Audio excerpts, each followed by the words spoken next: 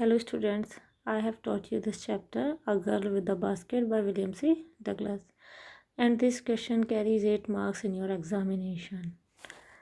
ये आपको चैप्टर में पढ़ा चुकी हूँ जो कि विलियम सी डगलस ने लिखा है, और बोर्ड में आपके जो एक्सप्लेनेशन हैं वो 8 नंबर के आते हैं। 2 एक्सप्लेनेशन के लिए 2 पैरा दे रखे होते हैं जिसमें से एक आपको करना होता है और वो 8 नंबर का होता है। अब देखिए, ये आपका पैरा दे रखा है, ये चैप्टर में मैं आपको पढ़ा ही चुकी हूँ, समझ गए होंगे देखकर। अब देखिए रेफरेंसेस का। These lines have been taken from the lesson A Girl with a Basket written by William C. Douglas. ये शॉर्ट में लिख दिया, आप पूरा लिख दीजिए। ये पंक्तियाँ A Girl with the Basket नामक पाठ से ली गई हैं जो कि विलियम सी डगलस ने लिखी हैं। और एक चीज़ ये याद रखिए, ये रेफरेंस में बार बार लिख कर नहीं दूंगी क्योंकि रेफरेंस सब में सेम रहता है, कॉन्टेक्स्ट चेंज होता है, अब कॉन्टेक्स्ट बदलेगा। कॉन्टेक्स्ट देखिए, the writer was travelling from New Delhi to Ranikhet. Writer यानी लेखक नई दिल्ली से रानीखेत के लिए यात्रा कर रहे थे। वही आपको पता है वो अमेरिकन थे, अमेरिका से वो दिल्ली आए थे, ठीक है। दिल्ली तक प्लेन से आए होंगे वो, और फिर उन्हें कहाँ जाना था, रानीखेत जाना था। तो फिर वो नई दिल्ली से रानीखेत के लिए यात्रा कर रहे थे और उनकी ट्रैवलिंग भी पता है। रानीखेत तक वो कैसे गए दिल्ली से, भी पहले उन्होंने दिल्ली से बरेली तक के लिए ट्रेन पकड़ी, ट्रेन से गए और उसके बाद फिर रानीखेत तक कार से चले गए। एट एवरी स्टॉपेज, हर स्टॉपेज पे ही अलाइटेड, वह उतरे। And talked with people on platform, और प्लेटफार्म पर लोगों से बातचीत की। एट वन स्टेशन, एक स्टेशन पे ही was surrounded by some children selling baskets, और एक स्टेशन पर क्या हुआ, उन्हें कुछ टोकरी बेचने वाले बच्चों ने घेर लिया। सराउंडेड कर लिया मतलब घेर लिया। These were the refugee children, ये रिफ्यूजी बच्चे थे। रिफ्यूजी आप जानते हैं, शरणार्थी, यानी जो बाहर देश के लोग यहाँ पर आ जाते हैं और भारत उन्हें शरण देता है, तो उन लोगों को रिफ्यूजी बोला जाता है। इन दीज लाइन्स, इन पंक्तियों में, ही इज़ टेलिंग अस, वह हमें बता रहे हैं, वह कौन है, हमारे writer, about these refugee children, इन शरणार्थी बच्चों के बारे में। The parents of this children, इन बच्चों के माता पिता, had to come to India, उन्हें भारत आना पड़ा था, at the time of partition, बंटवारे के समय पर। यहाँ पे आप इंडिया एंड पाकिस्तान लिख सकते हैं, जब बंटवारा हुआ था भारत और पाकिस्तान में। When they started their journey, और जब उन्होंने अपनी यात्रा शुरू की, दे वर वेरी पुअर, वे बहुत गरीब थे। As they had to leave everything behind, क्योंकि उन्हें सब कुछ पीछे छोड़ना पड़ा था। पीछे छोड़ना पड़ा था मतलब वो पाकिस्तान रहते थे, तो भाई जब बंटवारा हो गया, जाना था, तो इतना सब कुछ नहीं ला सकते थे, इसलिए सब कुछ उनका वहीं छूट गया। ज़मीन, सामान, जायदाद, मकान जो भी था सब छूट गया।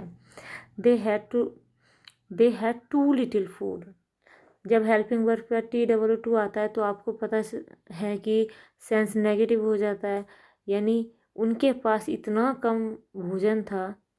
एंड सम अदर आइटम्स, और दूसरी संबंधित चीज़ें भी, यानी उनके पास इतना कम खाना और दूसरी चीज़ें थी कि उनसे काम नहीं चल सकता था।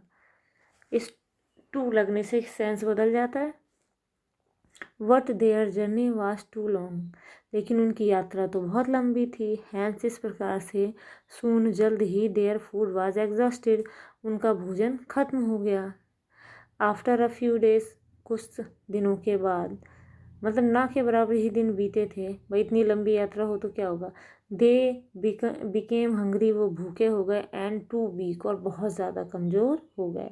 ड्यू टू वीकनेस, कमज़ोरी की वजह से, they fell by the wayside and died away, वे रास्ते के किनारे पर ही गिर जाते थे और मर जाते थे। काफ़ी दुखद घटना है ये उस समय की। अब देखिए आपका सेकंड पैरा। सेकंड पैरे में ये उस लड़की के बारे में बताते हैं जो उन्हें स्टेशन पर मिली थी। देखिए रेफरेंस सेम रहना है, और जो हो गया कॉन्टेक्स्ट आपका। The author was surrounded by the refugee children, author जो है यानी लेखक हमारे रिफ्यूजी बच्चों से घिर गए, यानी उन बच्चों ने ऑथर को घेर लिया। All the children were eager to sell their fans and basket to the author. हर बच्चा अपने पंखे और टोकरी ऑथर को बेचने के लिए ईगर था, यानी उत्सुक था। एट द सेम टाइम, उसी समय, ए 9-year-old गर्ल, एक 9 वर्षीय लड़की ने प्रेस्ड हिम, उन पर दबाव डाला, to buy her basket also, कि उसकी टोकरी भी खरीदें। एक्सप्लेनेशन देखिए। The author says that, author कहते हैं कि there was also a 9-year-old beautiful girl in the crowd of the children. अब हमारे लेखक कहते हैं कि उन बच्चों की भीड़ में एक 9 वर्षीय सुंदर बच्ची भी थी। किन बच्चों की भीड़ में? जिन बच्चों ने उन्हें घेर लिया था। She was requesting to the author to buy her basket, वो ऑथर से यानी लेखक से उसकी टोकरी खरीदने की प्रार्थना कर रही थी। Author had already purchased some baskets, author पहले ही कुछ टोकरियां खरीद चुके थे। देयरफॉर, इसीलिए, he was not in need to purchase another basket, इसलिए उन्हें दूसरी बास्केट खरीदने की आवश्यकता नहीं थी। But the girl was an earnest pleader, लेकिन लड़की जो है एक अर्नेस्ट प्लीडर थी, मतलब बहुत अच्छे से अपने बात को प्रस्तुत करने वाली लड़की थी। सी रिक्वेस्टेड अगेन एंड अगेन, उसने बार बार प्रार्थना की, टू द ऑथर, लेखक से, टू परचेज हर बास्केट, की उसकी टोकरी खरीद ले। Her demand for basket was only ₹1.50, और उसकी जो है उस टोकरी के लिए मांग ₹1.50 की थी। ₹1.50 कितना हो गया? ₹1 और आधा हो गया ₹1.50। The manner of the girl, उस लड़की का तरीका, टू प्रेजेंट हर डिमांड, अपनी मांग उपस्थित करने का या दिखाने का, बिफोर ऑथर, ऑथर के सामने, वाज इम्प्रेसिव, बड़ा ही कैसा था? इम्प्रेसिव था। यानी उस लड़की का मांग प्रस्तुत करने का तरीका बड़ा ही प्रभावशाली था। There was pity in her request, उसकी प्रार्थना में दया थी। It was quite impossible to refuse her request, और ये बिल्कुल असंभव था कि उसकी प्रार्थना को मना किया जाए, मतलब उसकी बात को ना माना जाए। रिफ्यूज़ होता है इनकार करना। नेक्स्ट पैसेज देखिए। अब जब ये ऑथर विलियम सी डगलस हमारे भारत में ये सब देखते हैं, तब उनकी यहाँ के लोगों के लिए क्या फीलिंग्स आती है, ये चीज़ बताई गई है इसमें।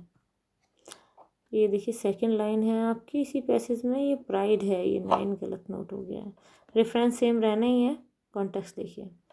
The author is so much impressed by the self respecting behaviour of the little girl that he praises the people of India for their virtues.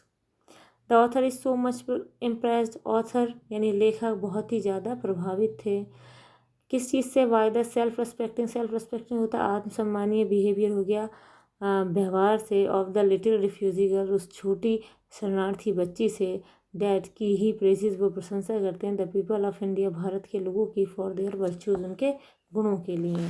Means लेखक उस छोटी शरणार्थी बच्ची के आत्मसम्मानपूर्ण व्यवहार से इतने अधिक प्रसन्न हो गए कि उन्होंने भारत के लोगों की प्रशंसा उनके गुणों की वजह से की, यानी उनके अच्छे गुणों की वजह से की। एक्सप्लेनेशन देखिए। इन दीज लाइन्स, इन पंक्तियों में, the author sums up his views, जो ऑथर यानी लेखक हैं या राइटर हैं अपने विचार बांटते हैं यानी बताते हैं अबाउट द इंडियंस, भारतीयों के बारे में। यानी इन लाइन्स में, इन पंक्तियों में लेखक भारतीयों के बारे में अपने विचार प्रस्तुत करते हैं। The writer noted that the Indians had a high sense of self respect, author ने ये चीज़ नोट की, ये इस चीज़ को देखा कि भारतीयों के अंदर एक उच्च भाव होता है, हाई सेंस हो के उच्च भाव होता है, किस चीज़ का? सेल्फ रिस्पेक्ट का, यानी आत्मसम्मान का, डिग्निटी, गौरव का, एंड सिटीजनशिप, और नागरिकता का। तो ऑथर ने ये चीज़ नोट की कि भारतीयों के अंदर आत्मसम्मान का, गौरव का और नागरिकता की एक उच्च भावना होती है। दे वर सिंसियर, वे वफादार होते हैं, ऑनेस्ट, ईमानदार होते हैं, एंड हार्ड वर्किंग, और कठोर परिश्रम करने वाले होते हैं। He found these qualities in the people of rural, उन्होंने ये विशेषताएं गांव के लोगों में, एज वेल एज, साथ ही साथ अर्बन एरिया, शहरी क्षेत्रों में भी देखी।